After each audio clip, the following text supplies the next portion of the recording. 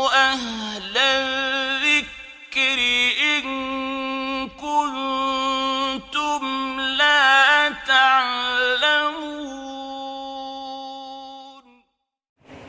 دورہ تفسیر القرآن کی آج چھٹی کلاس ہے۔ آئیے قرآن پاک سے نبی پاک صلی اللہ تعالی علیہ وآلہ وسلم کا مقام و مرتبہ سماعت کرتے ہیں اور عقائد اسلامیہ کو سنتے ہیں اور اپنے عقیدے کو درست ہے تو رکھنے کی کوشش کریں گے، اور اگر نہیں ہے تو کرنے کی کوشش کریں گے۔ اللہ تعالیٰ کامیابی نصیب فرمائے۔ ہمارا عقیدہ یہ ہے جو ہم نے اس سے پہلے اپنے دل میں راسخ کیا ہوا ہے کہ اللہ تعالیٰ کی عطا سے اللہ تعالیٰ کے پیارے بہت سارے اختیارات رکھتے ہیں۔ سورہ مائدہ کی آیت نمبر 110 ہے۔ اللہ تعالیٰ نے ارشاد فرمایا اذ قال اللہ یا عیسی ابن مریم اذکر نعمتی علیک وعلی والدتک، اے عیسیٰ مریم کے بیٹے میرے اس احسان کو یاد کر جو میں نے تجھ پر کیا اور تیری امی پر کیا۔ اذ ایدتک بروح القدس، جب میں نے پاک روح سے تیری مدد کی، مطلب مدد اللہ ہی کرتا ہے لیکن کسی کے ذریعے کرتا ہے۔ مدد اللہ تعالیٰ ہی کرتا ہے مگر کسی کے ذریعے کرتا ہے۔ تو جس کے ذریعے اللہ تعالیٰ مدد کرتا ہے اگر اس سے مدد مانگ لی جائے تو شرک نہیں ہوتا۔ اللہ تعالیٰ نے فرمایا تکلم الناس فی المہد وکہلا، اور اے عیسیٰ تو نے جھولے میں بھی باتیں کی اور پکی عمر کا ہو کر بھی باتیں کی۔ وَإِذْ عَلَّمْتُكَ الْكِتَابَ وَالْحِكْمَةَ وَالتَّوْرَاةَ وَالْإِنْجِيلَ، میں نے تجھے کتاب سکھائی، حکمت سکھائی، تورات بھی سکھائی، انجیل بھی سکھائی۔ اور فرمایا وَإِذْ تَخْلُقُ مِنَ الطِّينِ كَهَيْئَةِ الطَّيْرِ بِإِذْنِي فَتَنفُخُ فِيهَا فَتَكُونُ طَيْرًا بِإِذْنِي وَتُبْرِئُ الْأَكْمَحَ وَالْأَبْرَصَ بِإِذْنِي۔ اب یہ باتیں پیچھے بھی گزر چکی ہیں سورہ آل عمران کی آیت نمبر 49 کے اندر کہ اللہ تعالیٰ نے حضرت عیسیٰ علیہ السلام کو یہ کمالات عطا فرمائے ہیں کہ وہ ایک پرندہ بناتے تھے، پرندے کے اندر پھونک مارتے تھے تو بہت پرندے کا جو تو زندہ ہو کے اٹھ جاتا تھا۔ اب اللہ تعالیٰ نے بھی یہ ارشاد فرمایا ہے سورۃ المائدہ کی آیت نمبر 110 میں کہ عیسیٰ تو میرے حکم سے بت کو پھونک مارتا ہے تو وہ پرندہ بن کر اڑ جاتا ہے، میرے حکم سے تو مادر ذات اندھوں کو بھی شفا دیتا ہے، اور وَإِذْ تُخْرِجُ الْمَوْتَىٰ بِإِذْنِي، اور جب تم مردوں کو میرے حکم سے زندہ کرتا ہے، اچھا برس کے بیماروں کو شفا دے دیتا ہے۔ یہ ساری باتیں ہو گئیں کہ میری اجازت سے، میری اجازت سے۔ اور ہم نے یہ دیکھا ہے کہ بعض لوگ وَإِذَا مَرِضْتُ فَهُوَ يَشْفِينِ یہ آیت پڑھ کے رسول پاک صلی اللہ تعالی علیہ وسلم کے ذات گرامی سے استشفاء کو منع کرتے ہیں کہ جب نبی پاک صلی اللہ تعالی علیہ وسلم کے کرتا مبارک سے شفا طلب کی گئی، نبی پاک صلی اللہ علیہ وسلم کے بالوں سے شفا طلب کی گئی، ہم اگر یہ بات کریں وہ کہتے ہیں نہیں، مریض جب بھی ہوتا ہے بندہ تو اللہ ہی شفا دیتا ہے۔ تو یہ عقیدہ رکھنا بالکل درست ہے کہ اللہ ہی شفا دیتا ہے، لیکن یہ عقیدہ رکھنا کہ اللہ تعالیٰ کی عطا سے اللہ تعالیٰ کے بندے شفا نہیں دے سکتے، یہ قرآن کی آیت کے خلاف ہے۔ اللہ ہی حقیقی شفا دینے والا ہے، مگر اللہ تعالیٰ نے یہ کمالات اپنے پیاروں کو عطا فرمائے ہوتے ہیں۔ جب عیسیٰ علیہ السلام کے پاس یہ کمال موجود ہے تو میرے اور آپ کے آقا صلی اللہ تعالی وسلم کے کیا ہی کہنے۔ اور آیت نمبر 114 کے اندر حضرت عیسیٰ علیہ السلام کو حواریوں نے کہا کہ اے عیسیٰ کیا آپ کا رب ہمارے اوپر آسمان سے دسترخوان اتار سکتا ہے؟ آپ نے فرمایا بالکل اتار سکتا ہے۔ تو انہوں نے کہا کہ ٹھیک ہے پھر آپ دعا کریں تاکہ ہم اپنی آنکھوں سے سارا معاملہ دیکھ لیں اور ہم پھر آپ کی تصدیق کریں گے، ہم سے کوئی پوچھے گا تو ہم کہیں گے ہم نے اپنی آنکھوں سے دیکھا۔ تو عیسیٰ علیہ السلام نے اللہ تعالیٰ کی بارگاہ میں دعا کی۔ اللہم عیسیٰ علیہ السلام کہتے ہیں قال عیسیٰ ابن مریم اللہم ربنا انزل علینا مائدۃ من السماء، مولا کریم ہمارے لیے آسمان سے دسترخوان اتار۔ اچھا پھر فرمایا کہ جس دن آسمان سے دسترخوان اترے گا تکون لنا عید لاولنا وآخرنا وآیۃ منک، مولا کریم جس دن ہمارے اوپر دسترخوان اترے گا، جس دن دسترخوان والی نعمت ہمارے پاس تشریف لائے گی، جس دن ہماری قوم پر دسترخوان والی نعمت اتار کر تو احسان فرمائے گا، اس دن کو ہم سیلیبریٹ کرنے کے لیے عید کا دن کہہ لیں گے، عید کا دن بنا لیں گے، پہلے والوں کے لیے بھی اور آنے والوں کے لیے بھی۔ تو محدثین کرام نے ارشاد فرمایا، مفسرین کرام نے، کہ جب عیسیٰ علیہ السلام کی قوم پر دسترخوان اترے تو ان کے لیے وہ دن عید کا ہو جائے، اور ہمارا قرآن بتائے، اللہ منع نہ کرے بلکہ قرآن بتائے کہ ایسا ہو سکتا ہے۔ تو جس دن آمینہ کے لال صلی اللہ تعالی وسلم کی جلوہ گری ہوئی، وہ دن تو بدرجہ اولا عید ہوگا نا ہمارے لیے۔ اللہ عقل سلیم عطا فرمائے۔ اچھا، ایک اور بات بڑی پیاری سورۃ المائدہ کے اندر ہی آیت نمبر 118 کے اندر اللہ تعالیٰ کے نبی حضرت عیسیٰ علیہ السلام کا ذکر ہے کہ آپ نے فرمایا ان تعذبہم فإنہم عبادک، مولا کریم اگر تو ان کو عذاب دے تو یہ تیرے ہی بندے ہیں، وَإِن تَغْفِرْ لَهُمْ فَإِنَّكَ أَنْتَ الْعَزِيزُ الْحَكِيمُ، اور اگر تو ان کو عذاب نہ دے، معاف کر دے، تو غالب حکمت والا ہے، تو جو چاہے کر سکتا ہے۔ اچھا، اللہ تعالیٰ کے دیگر انبیاء کرام کا بھی طریق یہی رہا کہ جب بھی امت سے تنگ آئے، اللہ تعالیٰ سے اجازت ملی تو پھر امت کے لیے دعائے ضرر کر دی، جس کو ہم بد دعا کہتے ہیں، تباہی و بربادی کی دعا کر دی۔ لیکن نبی پاک صلی اللہ تعالیٰ علیہ وآلہ وسلم کی ایک روایت، اس سے ایک بہت بڑا اعتراض بھی آج دفعہ ہو جائے گا، کہ ایک نعت پڑھی جاتی ہے، شاہ مدینہ سارے نبی تیرے در کے سوالی، اس میں سارے نبی تیرے در کے سوالی، اس پہ بعض احباب کو بڑی جلن فیل ہوتی ہے، وہ بیچارے پریشان ہو جاتے ہیں، وہ کہتے ہیں سارے نبی تو اللہ کے سوالی ہیں، یہ نبی کے در کے سوالی کیسے ہو گئے؟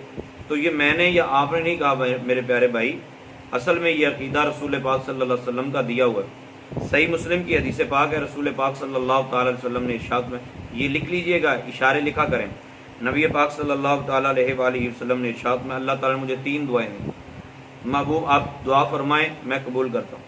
میں نے پہلی دعا کی اور اپنی امت کے لیے بخشش کی دعا کی، پھر دوسری دعا کی تو اس میں نے اپنی امت کی بخشش کے لیے دعا کی، یا رسول اللہ، پھر تیسری سرکار دو عالم صلی اللہ تعالی علیہ وسلم نے فرمایا وہ میں نے کی نہیں، وہ میں نے سنبھال کر رکھ لی، اور کل بروز قیامت جب ساری دنیا میری محتاج ہوگی، حتیٰ کہ ابراہیم علیہ السلام بھی میری طرف رغبت اختیار کریں گے، میری طرف دوڑ کر آ رہے ہوں گے، تو اس دن میں وہ تیسری دعا مانگ کے اللہ تعالیٰ کی بارگاہ میں اپنی امت کی بخشش کی دعا کروں۔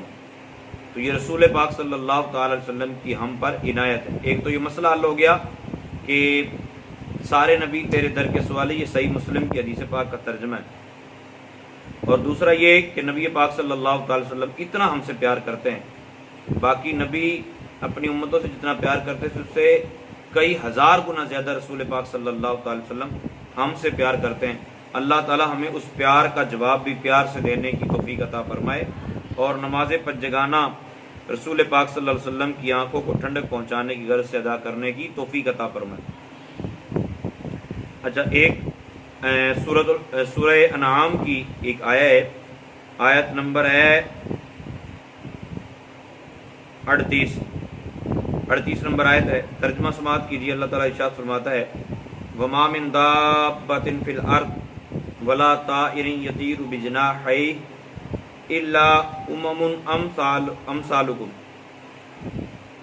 کوئی بھی جو زمین پر چلنے والا جانور ہے اور جو بھی ہواؤں میں پروں کے ساتھ اڑنے والا پرندہ ہے، وہ جو بھی گزر چکے ہیں وہ تمہارے جیسے ہی تھے، مطلب جس طرح تمہارے اندر موجود ہیں اس طرح ان کے اندر بھی موجود ہے، پہلی امتوں کے اندر بھی، ٹھیک ہے۔ تو مطلب ایک اس کا یہ بھی ہو سکتا ہے کہ جس طرح تم امت ہو، تم گروہ ہو ایک، اس طرح باقی جانور درندے پرندے بھی ایک گروہ ہیں۔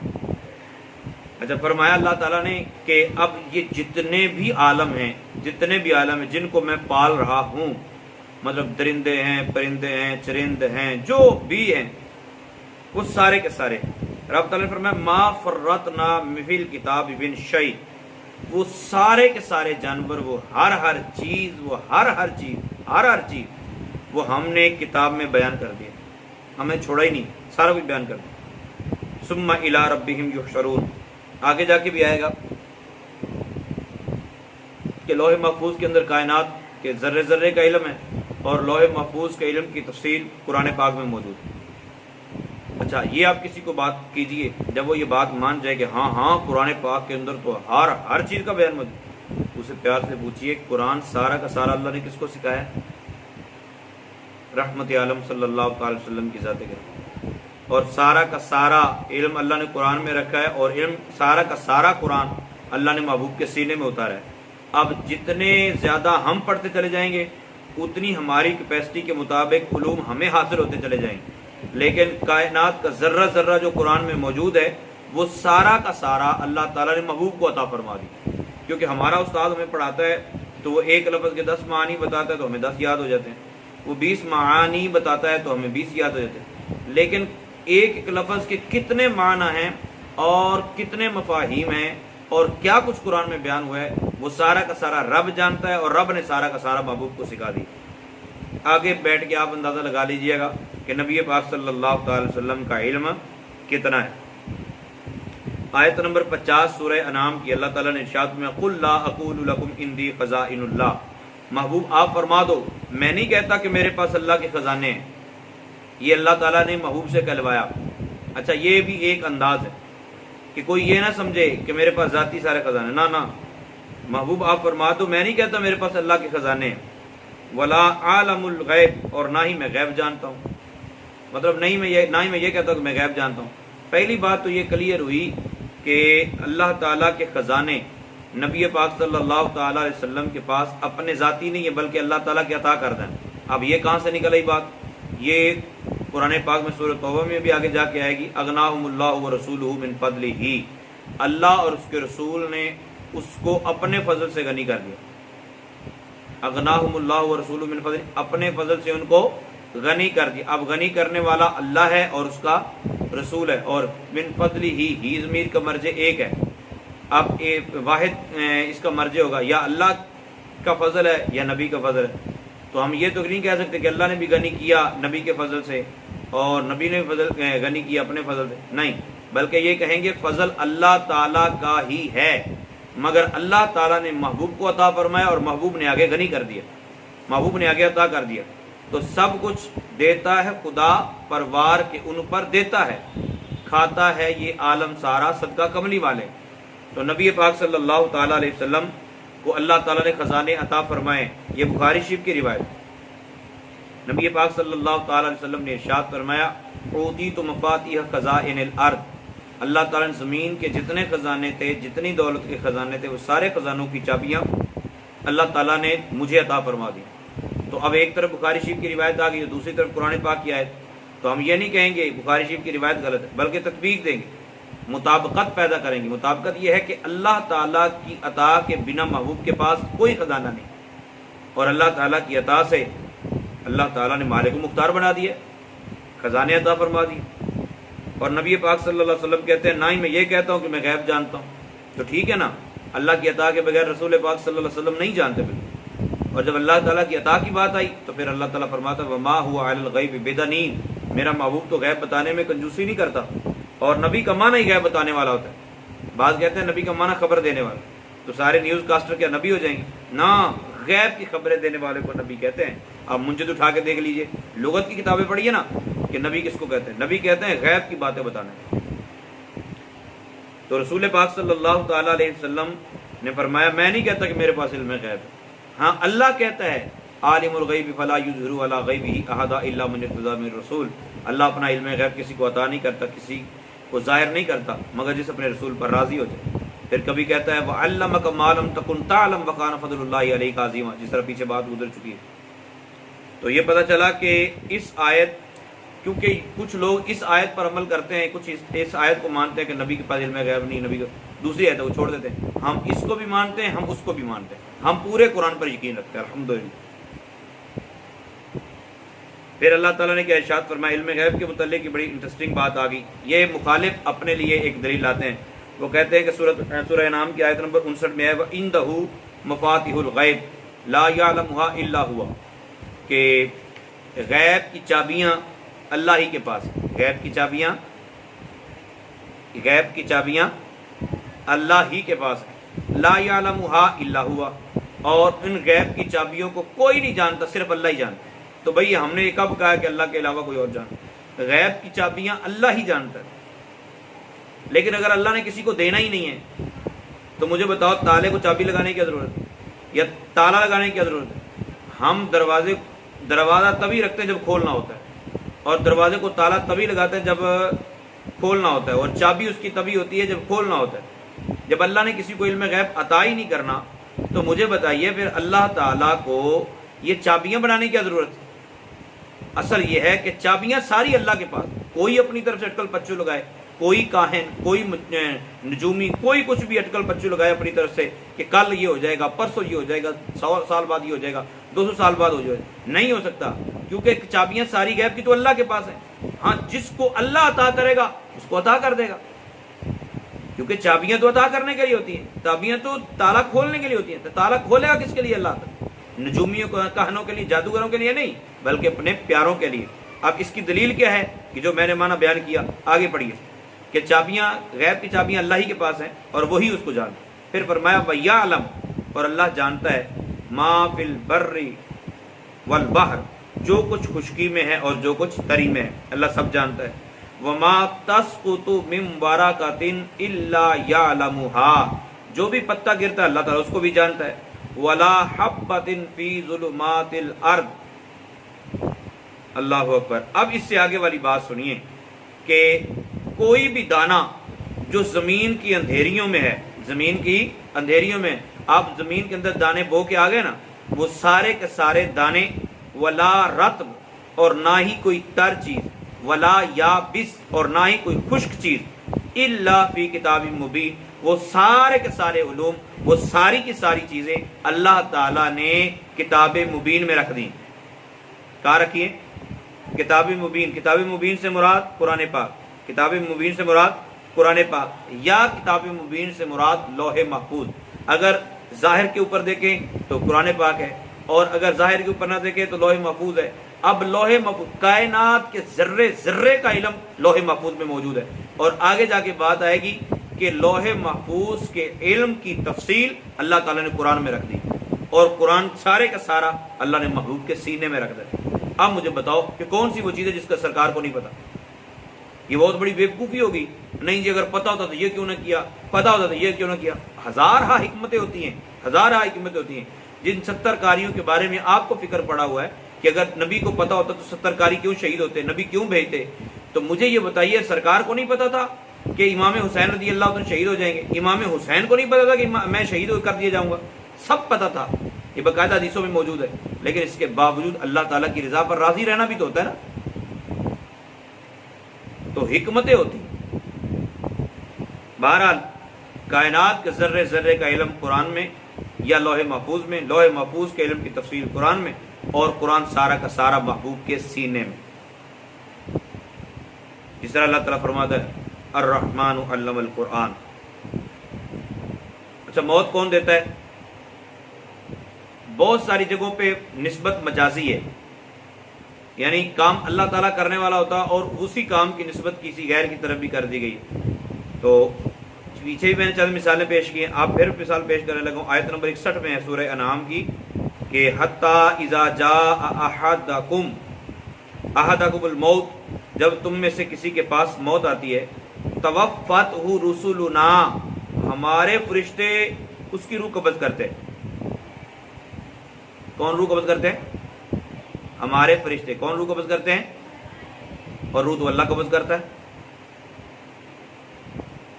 اس سے اوپر جا کے دیکھ لو، اس سے اوپر دیکھو آیت نمبر 60 میں وَهُوَ الَّذِي يَتَوَفَّاكُمْ بِاللَّيْلِ وَيَعْلَمُ مَا جَرَحْتُمْ بِالنَّهَارِ، اور وہی ہے جو رات کو تمہاری روحیں قبض کرتا ہے اور جانتا ہے جو کچھ دن میں تم کماتے ہو۔ اب دیکھو نا، رات کا سونا بھی ایک نیند بھی ایک موت پہ ہے، ٹھیک ہے۔ بہرحال روحیں قبض کون کرتا ہے؟ اللہ تعالیٰ۔ اوپر کہتا ہے اللہ تعالیٰ، نیچے اللہ تعالیٰ خود ہی فرماتا ہے کہ میرے فرشتے۔ تو اب فرشتے بھی روحیں قبض کرتے ہیں اور اللہ تعالیٰ بھی روح قبض کرتا ہے، اور شرک؟ تو اس طرح شرک نہیں ہوتا۔ اس طرح اللہ تعالیٰ بھی مدد کرتا ہے اور اس کے بندے بھی مدد کرتے ہیں، تو شرک نہیں ہے، کیونکہ اللہ تعالیٰ مدد کرنے میں کسی کا محتاج نہیں، اور بندے سارے کے سارے مدد کرنے میں اللہ تعالیٰ کے محتاج۔ اللہ عقیدہ درست رکھنے کی توفیق عطا فرمائے۔ اس کے بعد آ جائیے قرآن پاک کی سورہ انعام کی آیت نمبر 102، آیت نمبر 102۔ سیدہ عائشہ صدیقہ رضی اللہ تعالیٰ عنہ، پہلے ہمارا عقیدہ سن لیجئے کہ ایک ہوتا ہے احاطہ کرنا، کسی کو دیکھتے ہوئے احاطہ کرنا۔ احاطہ کا مطلب ہوتا ہے یہاں سے شروع ہوتا ہے یہاں پہ ختم ہوتا ہے، یہاں سے شروع ہوتا ہے یہاں پہ نیچے کی طرف ختم ہوتا ہے، مطلب بندہ ہر چیز کو دیکھ سکے۔ آپ کمرے کے باہر کھڑے ہو کے تھوڑا سا دور جا کے کمرے کا احاطہ کر سکتے ہیں، لیکن کمرے کے اندر رہتے ہوئے کمرے کا احاطہ نہیں کر سکتے۔ بلا تمثیل و بلا تشبیہ اللہ تعالیٰ کا دیدار نبی پاک صلی اللہ تعالیٰ علیہ وسلم نے کیا ہے، یہ صحیح مسلم کی روایت ہے۔ اللہ تعالیٰ کا دیدار سرکار نے کیا ہے، یہ صحیح مسلم کی روایت ہے اور ترمذی شریف کی بھی روایت ہے۔ اچھا، لیکن نبی پاک صلی اللہ علیہ وسلم نے اللہ تعالیٰ کی ذات کا احاطہ نہیں کیا، احاطہ کہ یہاں سے شروع ہوتا ہے یہاں پہ ختم، اس طرح طرح اس طرح، ایسے نہیں، بلکہ اللہ تعالیٰ کے نور کی تجلیوں کو دیکھا۔ تو حضرت عائشہ صدیقہ رضی اللہ تعالیٰ عنہ نے فرمایا، بخاری کی روایت میں ہے کہ جو یہ کہے کہ نبی پاک صلی اللہ علیہ وسلم نے اللہ کو دیکھا ہے وہ جھوٹ بولتا ہے۔ تو ٹھیک ہے نا، اب وہ دیکھنا کیسا ہے؟ آپ نے پھر دلیل کے طور پر فرمایا، یہ سورہ انعام کی آیت نمبر 103، لا تدرکہ الابصار وہو یدرک الابصار وہو اللطیف الخبیر، آنکھیں اس کا احاطہ نہیں کر سکتی۔ تو حضرت عائشہ صدیقہ رضی اللہ تعالیٰ عنہ کا فرمان بھی ٹھیک اور مسلم شریف کی روایت بھی ٹھیک اور ترمذی شریف کی روایت بھی ٹھیک۔ ہاں، فرق صرف یہ ہے کہ حضرت اماں جی عائشہ صدیقہ فرماتی ہیں کہ احاطہ نہیں کیا سرکار نے، تو ٹھیک ہے۔ ہاں، جو صحابہ کہتے ہیں کہ سرکار نے دیدار کیا ہے تو وہ اللہ تعالیٰ کے نور کی تجلیوں کو دیکھا ہے، تو ہم حضرت عائشہ صدیقہ رضی اللہ تعالیٰ عنہ کے فرمان کو بھی مانتے ہیں اور دوسرا بھی مانتے ہیں، ٹھیک ہے۔ اسی طرح اماں جی نے فرمایا جو یہ کہے سرکار کل کی خبر جانتے ہیں، کل کے بارے میں غیب جانتے ہیں، وہ بھی جھوٹا ہے۔ تو ٹھیک ہے نا، اللہ تعالیٰ کی عطا کے بغیر سرکار نہیں جانتے، اور اللہ تعالیٰ نے عطا کیا ہے سرکار جانتے، یہی ہمارا عقیدہ ہے۔ اب یہ نہیں ہے کہ اللہ تعالیٰ نے دیا ہی نہیں، ہاں کسی کے پاس یہ دلیل ہے کہ اللہ تعالیٰ نے محبوب کو علم غیب نہیں دیا تو دلیل مجھے لا کے دے دیں۔ میں نے تو آپ کو آیتیں پیش کر دی، باقاعدہ اس پہ پوری کلاس ہوگی انشاءاللہ۔ تو یہ بھی آپ نے سماعت کر لیا۔ اس کے بعد آپ آ جائیں سورہ انعام کی آیت نمبر 118 اور 119۔ ختم پڑھتے ہیں نا، ہم ختم پڑھتے ہیں، سورہ فاتحہ پڑھتے ہیں، قرآن پاک پڑھتے ہیں، بسم اللہ الرحمن الرحیم پڑھتے ہیں، اللہ کا نام لیتے ہیں، تو کہتے ہیں یہ کھانا حرام ہو گیا، ہم نے نہیں کھانا، یہ تم کھا لو، ٹھیک ہے۔ تو اللہ تعالیٰ فرماتا ہے فَقْلُوا، پس کھاؤ، مِمَّا ذُكِرَ اسْمُ اللَّهِ عَلَيْهِ، اور وہ کھاؤ جس پر اللہ کا نام لیا گیا ہو، جس پر اللہ کا، اس کو کھاؤ۔ إِن كُنتُم بِآيَاتِهِ مُؤْمِنِينَ، اگر تم اس کی آیتیں مانتے ہو تو پھر جہاں اللہ کا نام لیا گیا کھا لو اسے۔ وَمَا لَكُمْ، اور تمہیں کیا ہوا ہے، أَلَّا تَأْكُلُوا مِمَّا ذُكِرَ اسْمُ اللَّهِ عَلَيْهِ، جس پر اللہ کا نام لیا گیا اسے نہیں کھاتے ہو، کیا ہوا تمہیں؟ خدا کا خوف کرو نا، کھا لینا چاہیے۔ اللہ کہتا ہے کھا لو، یہ کہتا ہے ہم نے نہیں کھانا۔ بہرحال یہ قسمت کی بات ہوتی ہے کہ جس کے نصیب میں ہے وہ کھا لیتا ہے، اور جس کے نصیب میں نہیں ہے وہ بیچارہ ایسے بھوکا ہی رہ جاتا ہے۔ اب آئیے حضرت صالح علیہ السلام نے، ہمارا عقیدہ یہ ہے کہ پیچھے بھی بات ہو چکی ہے کہ مردوں کو پکارنا شرک، مردوں کو پکارنا شرک، مردوں کو پکارنا شرک یا زندوں کو پکارنا شرک اس وقت ہوگا جب ان کو معبود سمجھا جائے۔ کیا سمجھا جائے؟ معبود سمجھا جائے، خدا سمجھا جائے، اللہ جیسا سمجھا جائے۔ پھر مطلقاً مردوں کو پکارنا شرک نہیں ہے۔ یہ میرے پاس سورہ اعراف ہے، سورہ اعراف کی آیت نمبر 79 نمبر آیت ہے۔ حضرت صالح علیہ السلام نے جب اپنی قوم کو دعوت دی نا، ایمان کی طرف، لوگوں کو ایمان کی دعوت دی، تو انہوں نے آگے سے آپ کا انکار کیا، آپ کی اونٹنی کی کونچیں کاٹ ڈالی اور آپ کو پریشان کرنے لگے اور کہنے لگے کہ آپ ہماری بات مان لو۔ تو قرآن کہتا ہے فَأَخَذَتْهُمُ الرَّجْفَةُ فَأَصْبَحُوا فِي دَارِهِمْ جَاثِمِينَ، ان کو زلزلے نے آ لیا تو صبح کو اپنے گھروں میں اوندھے رہ گئے، مطلب یہ ذلیل و رسوا ہو گئے، مر گئے سارے کے سارے۔ اب یہ ساری کی ساری قوم مر گئی۔ اس مری ہوئی قوم کے پاس حضرت صالح علیہ السلام آئے۔ اب صالح علیہ السلام آئے، قرآن کے کہتا ہے آیت نمبر 79 فَتَوَلَّىٰ عَنْهُمْ، تو صالح علیہ السلام نے ان سے منہ پھیرا، وقالا، یا ان کی طرف چہرہ کیا، وقال، اور فرمایا یا قومی، اے میری قوم، لقد ابلغتکم رسالۃ ربی ونصحت لکم ولکن لا تحبون الناصحین۔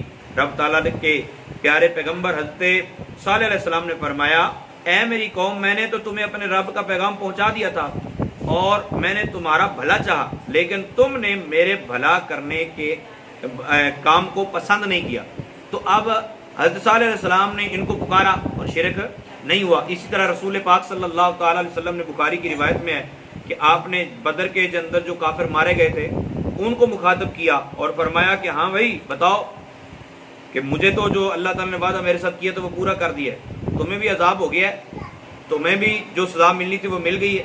تو یہ ساری باتیں اس بات پر دلالت کرتی ہیں کہ مطلقاً مردے کو پکارنا شرک نہیں ہے، مردوں کو پکارنا اس وقت شرک ہوگا جب ان کو خدا سمجھ کر پکارا جائے۔ اللہ تعالیٰ ہمارا عقیدہ اچھا کر دے اور ہمیں بہترین عقیدہ رکھنے کی توفیق عطا فرمائے، آمین بجاہ النبی الامین صلی اللہ علیہ وسلم۔